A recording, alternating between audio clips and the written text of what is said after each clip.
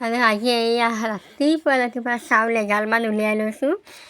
মানে ধান বানি আনিব দিছিলোঁ, ধান বানি আনোতে চাউলত বহুত ধান আহিলে আৰু সেই চাউলখিনি এতিয়া ভাত বনায়ো খাব নোৱাৰি, ইমানে ধান আহিলে বুলি কৈছোঁ নহয়।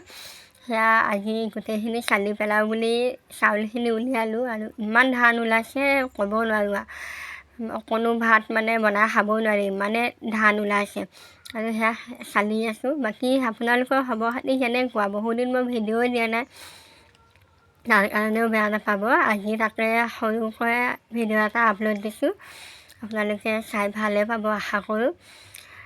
সেয়া এনেকৈ চাউলখিনি চালি লৈছোঁ, যিহেতু নিজৰ ঘৰখনত অকলশৰীয়া মানুহ, নকৰিলেও নহয়, চব চাইডেই কৰিব লাগে।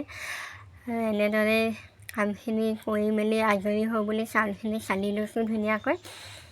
বাকী মই চাউল চালিবও নাজানো, জাৰিবও নাজানো, আপোনালোকে নাহাঁহিব দেই দেখা পাই পেলাই বোলে তাই দেখোন চাউলকেইটাও ভালকৈ চালিব জনা নাই বুলি।